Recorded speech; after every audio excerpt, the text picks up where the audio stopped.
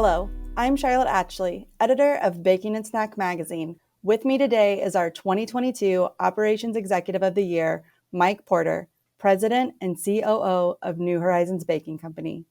Thanks for joining me today, Mike, and congratulations. Thank you so much, Charlotte. It means a lot to me to get that award, and I appreciate your time today. It's well deserved. So, over the years, we've heard you talk often about the fact that New Horizons has hundreds of employees and that the leadership team is responsible for providing for them and their families through the business of New Horizons.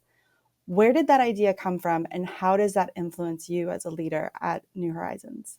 It's easy. Our owner, Tim Brown, has instilled that into all of us since I started this company in 1997. It is the way we do business.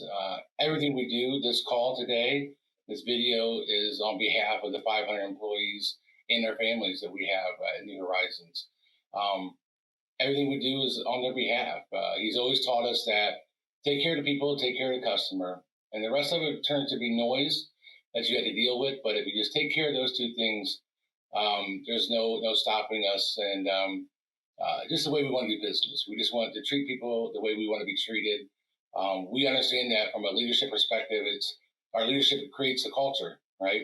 And that culture really drives the behavior of ourselves and our team members. And at the end of the day, that behavior produces the results we're trying to achieve. So as long as we lead properly, recognizing that our people are truly our greatest asset, and treat them as we want to be treated, and understand that every day we come to business or come to work is not just to because we have to or we must. It's we get to. We get to come in every day and leave with purpose. We get to come in and produce superior products to really the most iconic brands in the world. That's a privilege for us to do. We get to solve problems, but at the end of the day, we get to serve the people that we lead, and that is just it's an honor. Tim has taught all of us that. You ask anybody on our leadership team in our plants, that's in our messaging and everything that we do, and not because it's a plaque on the wall or a statement. It's who we are in our DNA.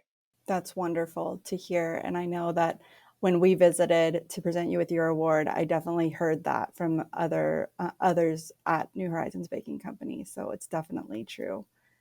Um, so, how does the baking industry address its growing workforce challenge?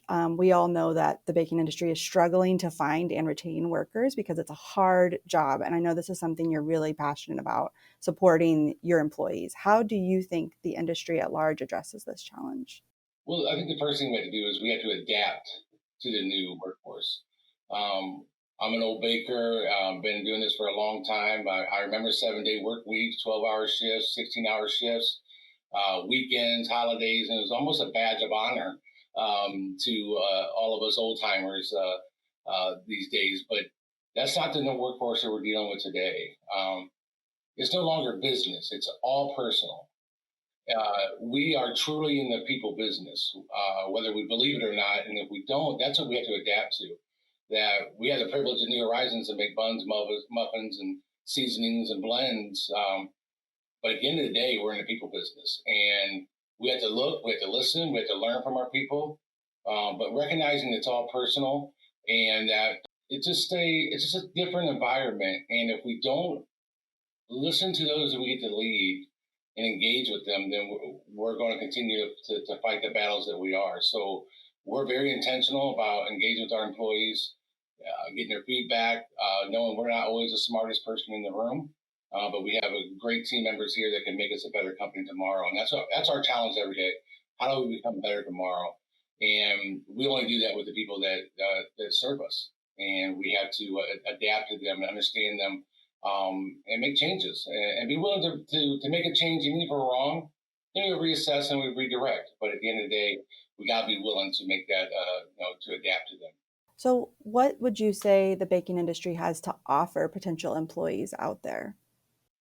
But I think what we need to offer, what they're seeing today, is more flexibility. The folks want options, whether it's in their scheduling, whether you have a 5/8s, 3/12s, 4/10s, part-time work. What we have found success with is just with providing different options for them.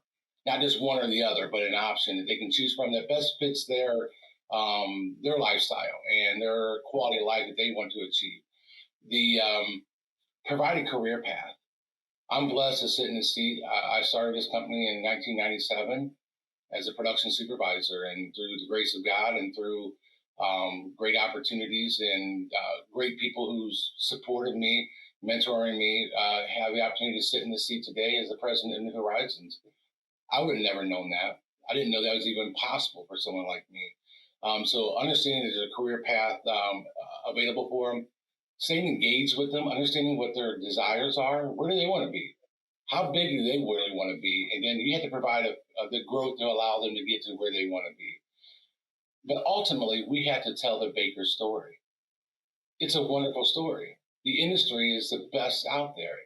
It's full of phenomenal stories of hardships to riches to promotions from within.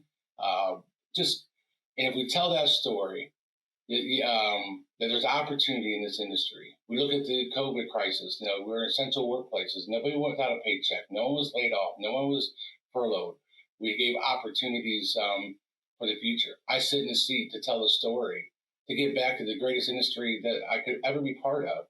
And I think if we can do more of that and understanding, yes, it's a tough environment, but it's only tough because we continue to allow it to be tough. But if we adapt and we adjust to what our current environments are and provide that pathway for our team members, man, that story is beautiful and it's wonderful, and it's provided for my family since I was a 5-year-old kid stacking muffin or donuts on a shelf for our family bakery. So it was just tell the story.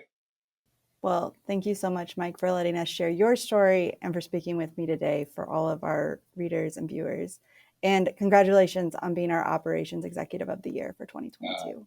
it's truly a privilege, and I appreciate the Baking and Snack, what you guys contribute as a company, you, Charlotte, to the industry. We're thankful for it. We're humbled that you recognized me and the team here, really, because this is not just me, it's the team here. And we're just humbled to be part of it and serve this great industry. So thank you.